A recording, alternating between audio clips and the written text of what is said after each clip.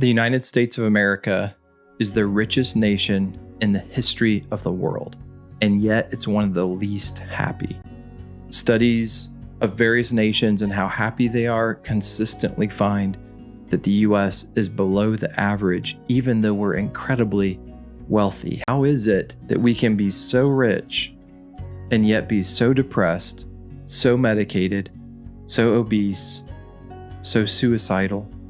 In the 7th chapter of his book, The Psychology of Money, Morgan Housel entitles that chapter Freedom. And the subtitle is this: Controlling your time is the highest dividend that money pays. This is one of my favorite chapters because he talks about the fact the best thing that money can provide you is the ability to control your time, to do what you want with your day.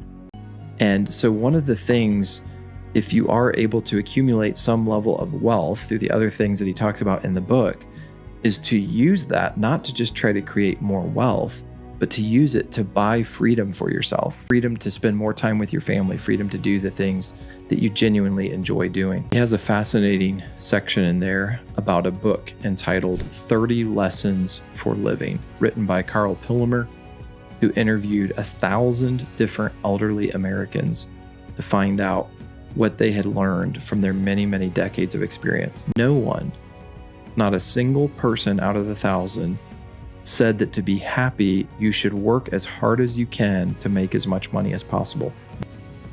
Not a single person, secondly, said it's important to be at least as wealthy as the people around you, and if you have more than the people around you, that's real success. Third thing none of them said, not a single person, that you should choose your work based on your desire for future earning power. What are the things that they valued?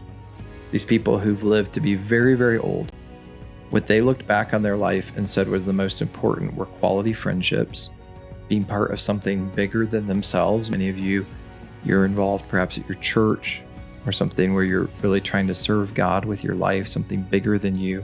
Time with family, quality, unstructured time with their kids was one of the things that they valued so much.